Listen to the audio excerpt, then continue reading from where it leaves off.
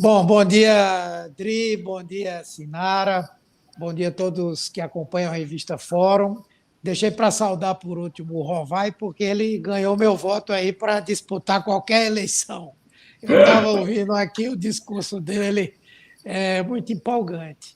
Olha, realmente, eu acho que essa decisão de ontem ela tem um simbolismo tão grande quanto aquela decisão que foi tomada pelo Supremo Tribunal Federal e que declarou o juiz Sérgio Moro como suspeito, né, na sua forma de atuar, como um juiz que não foi imparcial nos processos contra Lula.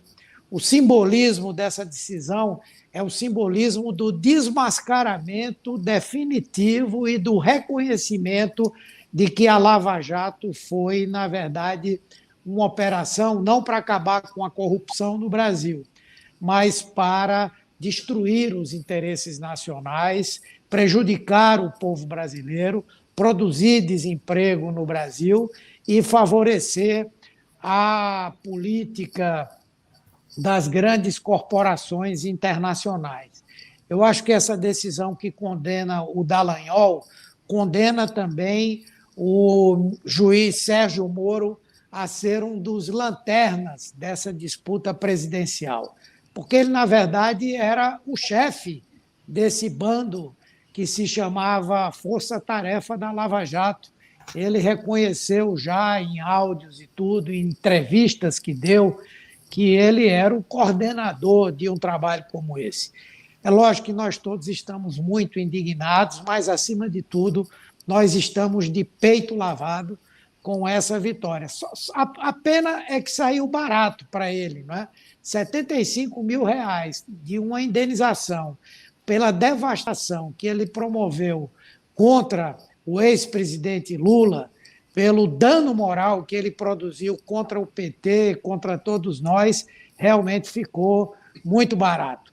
Mas eu também não vou deixar de dizer a vocês que o prazer de vê-lo levando um carão da Perrone lá na Da Mona CNN, Lisa Perrone, né?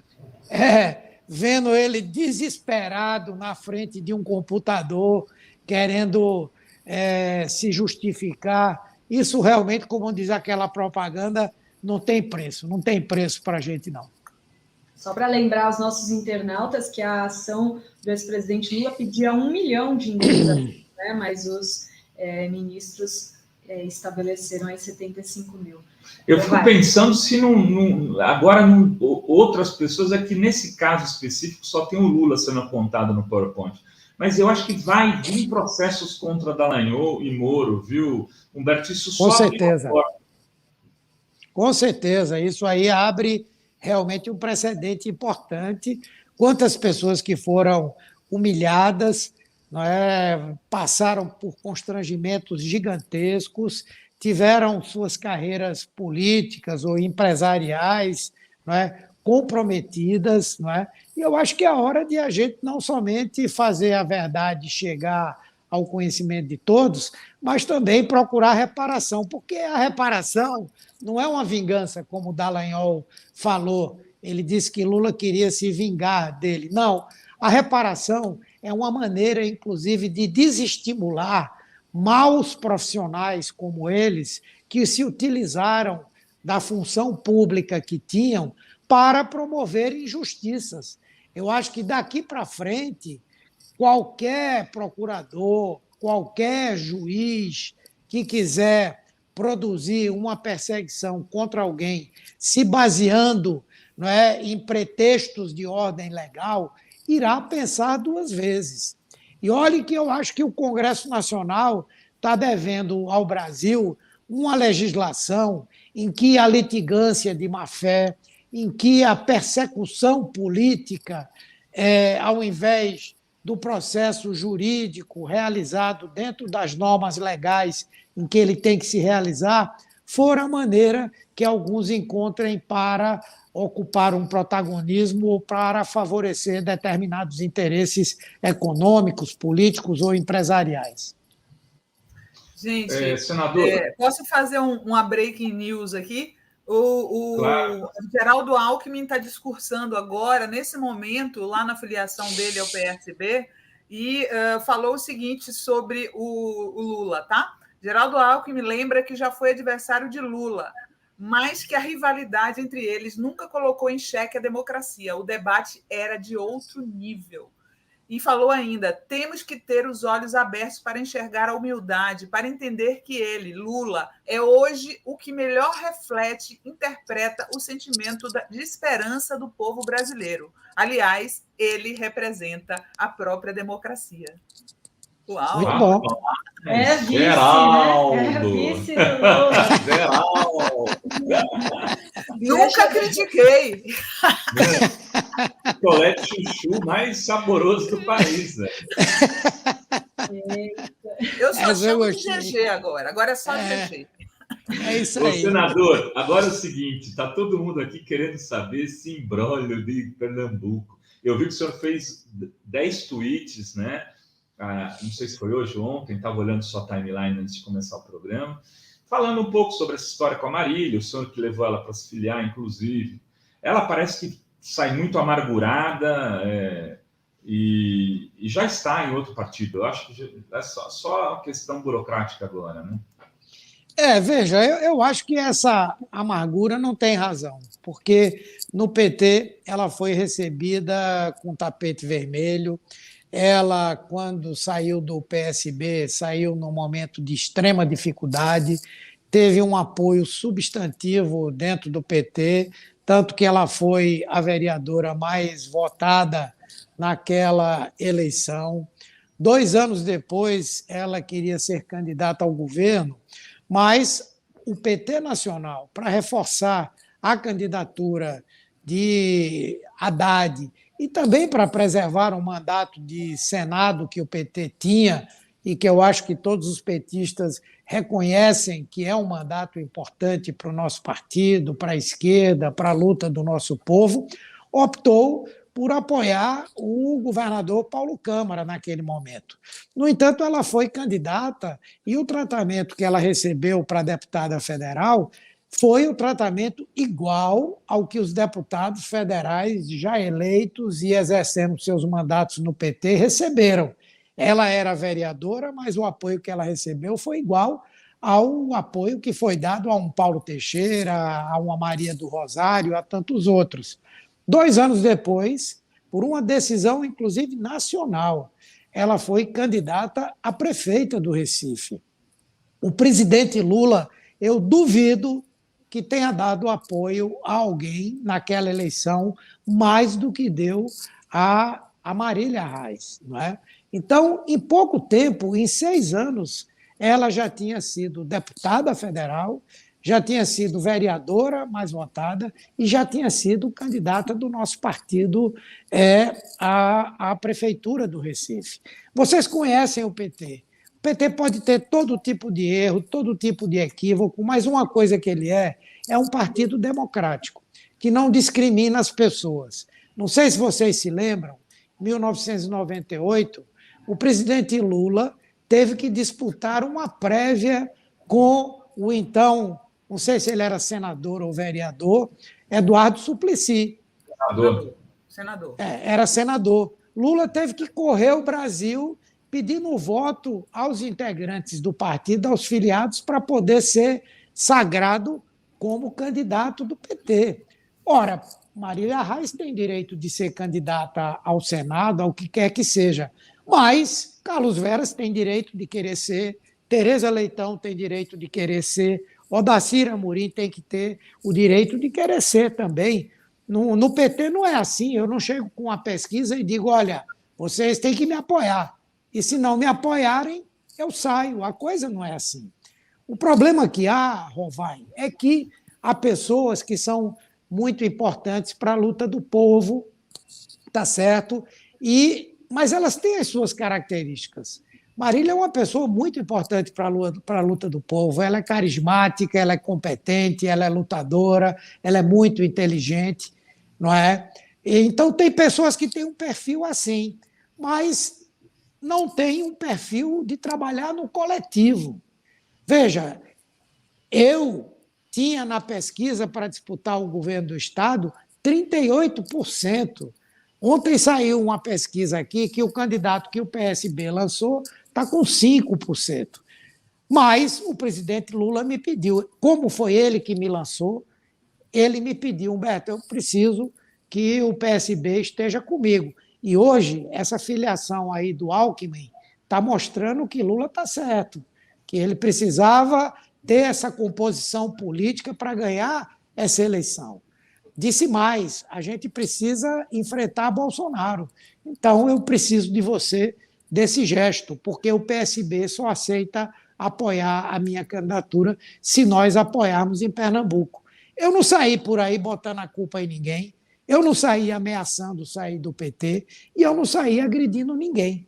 Por quê? Eu posso não ter as mesmas qualidades políticas, o mesmo carisma, a mesma competência da deputada Marília Reis, mas eu sou parte de um projeto coletivo.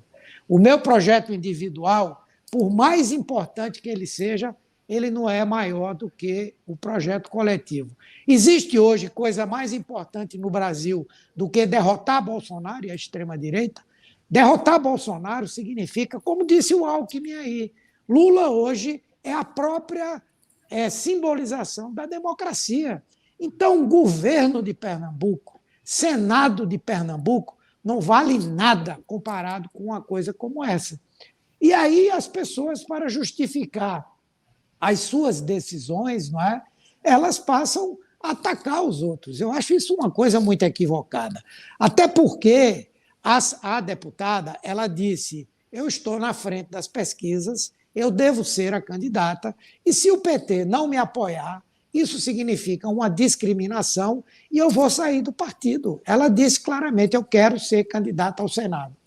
O presidente, além de ter pedido para eu retirar a candidatura, me pediu para que eu trabalhasse para que ela viesse a ser a candidata.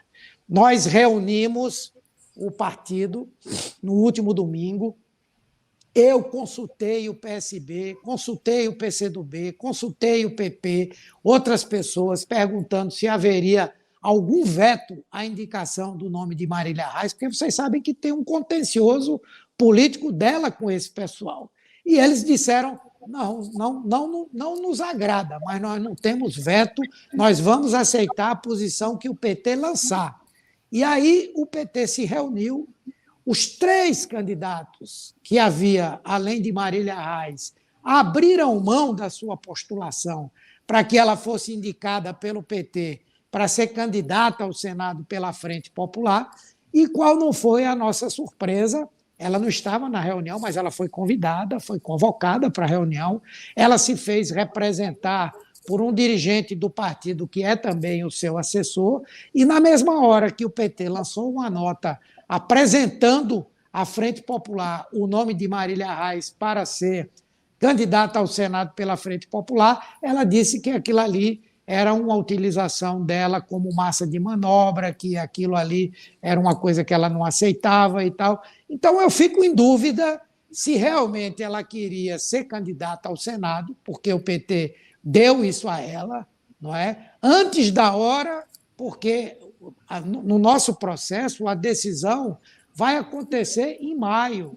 O que nós iríamos fazer era um indicativo por parte do diretório para ser referendado em maio. Então, eu fico na dúvida. Ela queria mesmo ser candidata ao Senado ou ela queria, de alguma maneira, uma justificativa para sair do nosso partido e enfrentar essa questão histórica aí do PSB. E aí eu não acho justo que eu seja utilizado meio que como bode expiatório para esse processo. Agora, eu quero dizer a vocês, eu não vou me furtar de responder a ninguém sobre esse assunto, mas eu tenho coisa mais importante para fazer. O presidente Lula me chamou para eu fazer parte do GTE. Ontem eu participei da primeira reunião, serei um dos 10 coordenadores da articulação política para definir os palanques estaduais. Ele me chamou para fazer parte de um grupo de ex-ministros que, juntamente com um grupo de integrantes do nosso partido, vai organizar a campanha na área da saúde e elaborar com outras forças políticas, com a sociedade, o programa de governo para a área da saúde.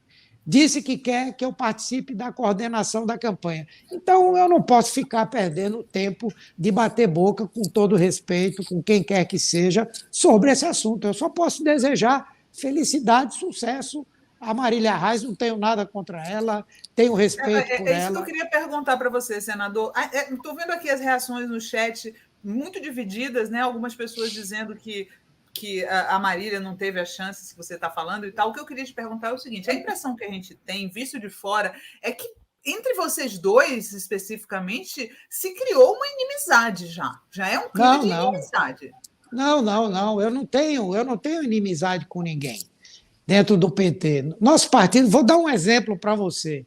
O PT de Pernambuco, desde que ele foi criado, ele participou de 18 eleições. Dessas 18 eleições, 10 tiveram disputa interna. Debate interno, disputa interna, isso sempre aconteceu. Vamos lembrar aqui a eleição de São Paulo para a Prefeitura de São Paulo, quer dizer, o Tato ganhou a indicação para ser candidato a prefeito contra Alexandre Padilha, que tinha mais votos na pesquisa, que tinha uma história, que era um deputado e tudo mais, mas teve que disputar com o Tato, que naquele momento não era deputado, era apenas o chefe de comunicação do PT, e perdeu por 8 votos, né, nesse processo. No PT, isso é democracia. Sinara, se você entrar no PT hoje e amanhã você quiser... Vamos lançar Sinara deputada. Se você entrar no PT hoje e quiser ser candidata a governadora, ou aqui em Brasília, ou lá na Bahia, você tem todo o direito. Ninguém vai impedir de você fazer isso. Por que é que ou eu, ou quem quer que seja, pode chegar e dizer assim, eu sou candidato e todo mundo tem que me apoiar? No PT não tem isso, ninguém é melhor do que ninguém, ninguém é maior do que ninguém. Então, a gente tem que fazer parte. Se eu quero ser candidato a qualquer coisa, eu tenho que fazer parte de um debate político para convencer as pessoas, para ganhar a maioria. A grande questão é essa. Agora, é muito fácil a gente, em cada situação, virar vítima. Eu não vejo, com todo respeito, eu não vejo a deputada Marília Reis como vítima. É isso que eu estou dizendo. Ela está no PT há 6 anos. Em 6 anos, ela foi vereadora mais votada, deputada e candidata a prefeita. E agora o partido deu a ela a indicação para o Senado. Que perseguição é essa? Que perseguição é essa? Eu dei um depoimento aqui, senador, anteontem, que eu encontrei a Marília aqui no jantar do Prerrogativas e perguntei a ela, e aí, Marília, como é que você vai renovar o mandato, vai ao Senado, vai ao governo, o que você pretende? E ela me disse, nesse dia, que a pretensão dela era ser candidata a senadora e que ela estava liderando as pesquisas, mas que o PT não ia deixar. Eu falei, mas já está decidido isso? Ela falou, não, está uma confusão, tal, mas é terrível, a situação é isso, é aquilo. Mas, ao fim e ao cabo, até disse ontem, disse aqui, o PT acabou aceitando e indicando o nome dela para o Senado, que ela disse, acho que para mim, para muita gente, que era a pretensão dela. Bom, feito isso, eu acho que acabou a história. Em política é isso, é dar cotovelada, disputa e tudo, mas na hora que você conseguiu o teu objetivo, segue o jogo, né? Por isso eu achei que de fato ficou muito estranho, né? Ou ela já tinha se articulado muito por fora, visando outro projeto político, que é o que parece. E aí queria fazer uma pergunta que até, assim, de algum ponto de vista do Lula, essa candidatura da Marília não é de toda ruim também, porque ela vai sair atraindo um setor da centro-direita para apoiar o Lula, ou eu estou errado? Não, eu não sei, nem eu tenho como fazer esse julgamento. É lógico que nenhum candidato vai rejeitar apoio de quem quer que seja, e o presidente está certo. Quem quiser votar nele, quem quiser fazer campanha para ele, tem todo o direito de fazer.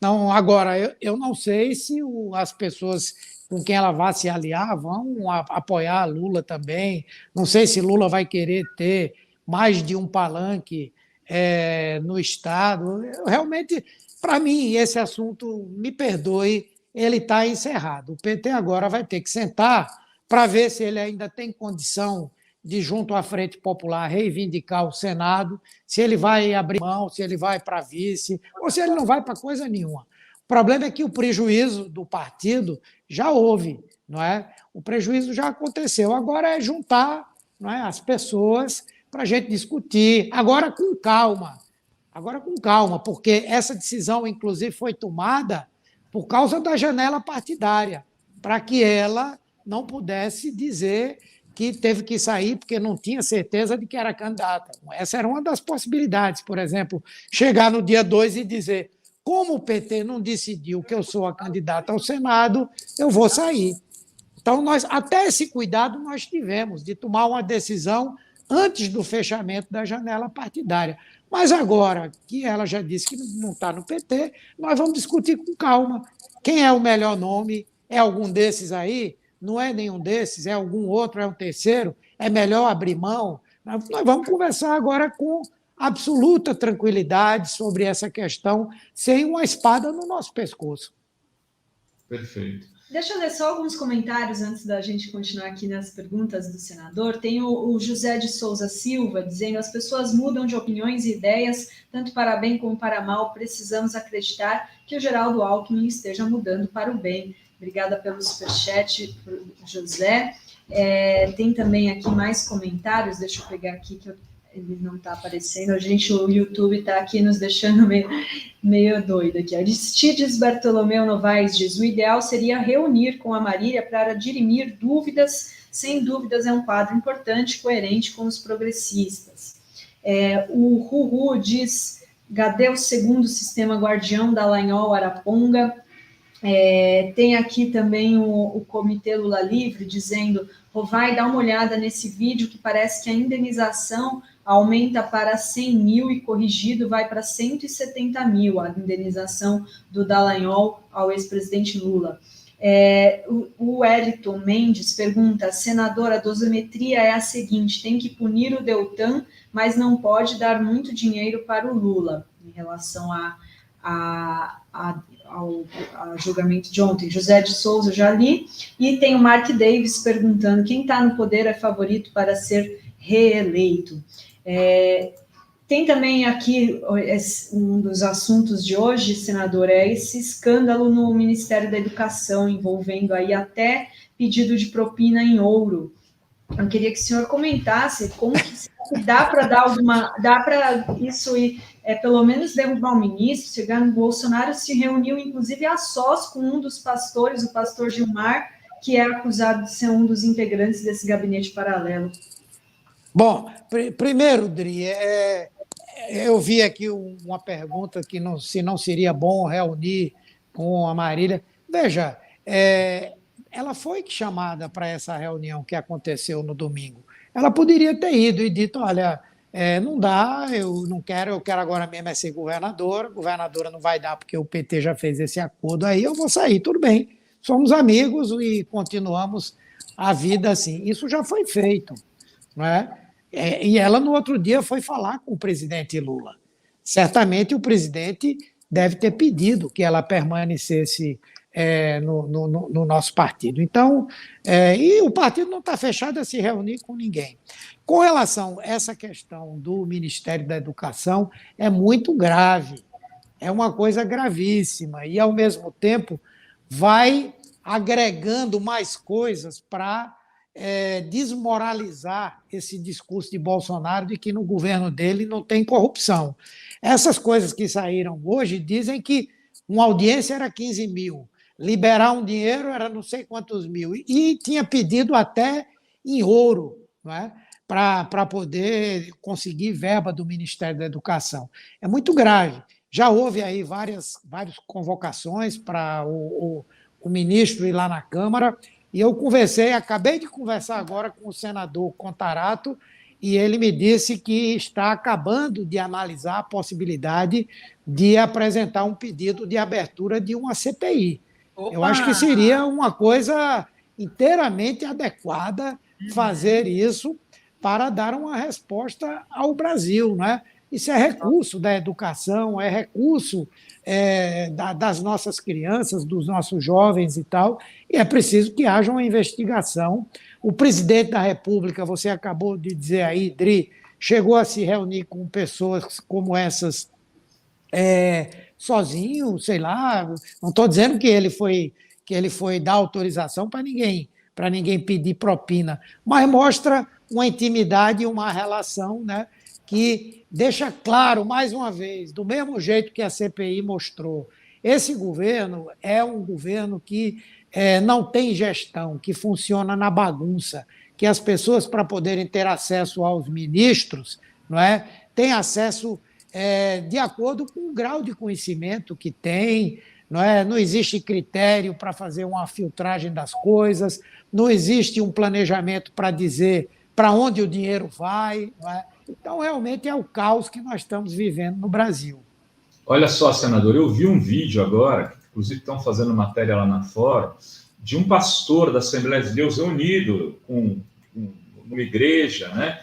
Um monte de gente, vários pastores, aí tem alguns políticos, ele começa a falar, agora mudou tudo, agora é o pastor que tem que levar o prefeito, é o pastor que é autoridade, é com o pastor que tem que falar, porque o governo respeita o povo de Deus, e ele vai contando o esquema inteiro, é um cara da Assembleia de Deus, ele vai falando que a igreja está no centro das decisões, esse vídeo, senador Humberto Costa, tem que ser usado com base para abrir a CPI, que investigar esse esquema com a Assembleia de Deus. É evidente. Por que o Bolsonaro tem mais apoio entre evangélicos?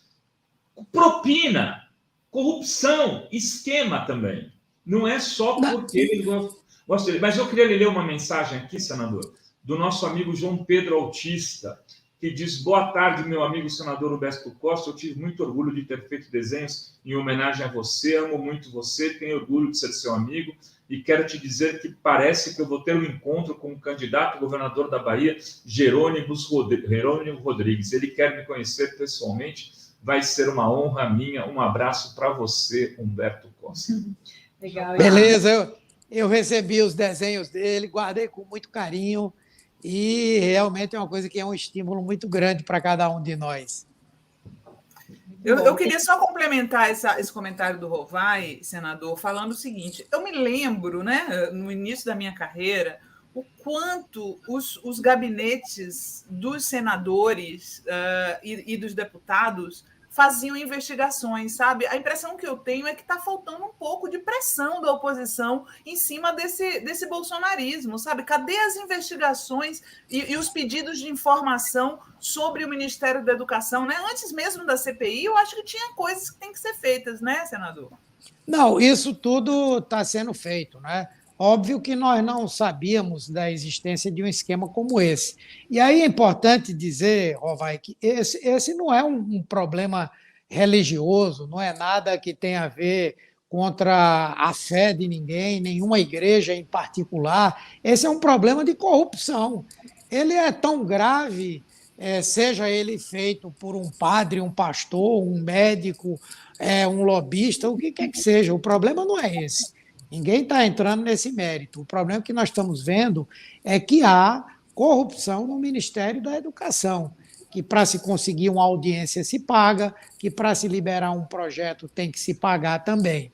A outra coisa é que essas coisas todas dos pedidos de informação, tudo tem que ser feito, mas é importante a gente lembrar, o governo muitas vezes nem responde, é uma coisa absurda, porque o Congresso não toma decisões quando o governo desrespeita o que a lei define, mas é importante a gente lembrar que nós já estamos quase à beira da eleição. E todas as ações que nós tivermos que tomar tem que ser agora. Eu, por exemplo, vou assinar. Se realmente o senador Contarato começar a puxar esse pedido de CPI, eu vou assinar e acho que seria muito importante para que ficasse claro, não é, o que está acontecendo. Outra coisa que a gente tem que lembrar é que nesse governo, a corrupção não chega para o conhecimento das pessoas, porque o Bolsonaro, o que é que ele faz? Ele muda o diretor da Polícia Federal para não investigarem ele e os filhos dele, troca os delegados que estão nessas investigações, troca gente que está investigando amigos e pessoas ligadas a ele. Esse é que é o grande problema. Ele aparelhou as instituições públicas no Brasil, particularmente as instituições de governo, e as usa, muitas vezes, para perseguir outras pessoas. Ele trabalha para não investigarem os seus e trabalha para perseguir aqueles que são contra ele. Olha só, a gente já está aqui com o ex-deputado Luiz Eduardo Greenhalgh, advogado, né, pessoa que foi histórica no PT. Eu vou subir ele para dar um oizinho para o Humberto Costa, que vai sair, porque já está olhando no relógio ali, porque já tem compromisso. Tudo bem, Greenhalgh? Tudo bem, tudo bem. E aí, Humberto? Assisti a sua entrevista, o seu depoimento. Ninguém mais do que o meu grupo, dentro do Diretório Nacional e do PT, defendeu a companheira Marília Reis nas convenções, mas não estou de acordo com a forma e os motivos pelas quais ela sai agora. Estou de acordo com aquilo que você falou, tá certo? E dou esse depoimento isento, porque tinha mais aproximação com ela do que propriamente com você. E ela saiu erradamente do PT.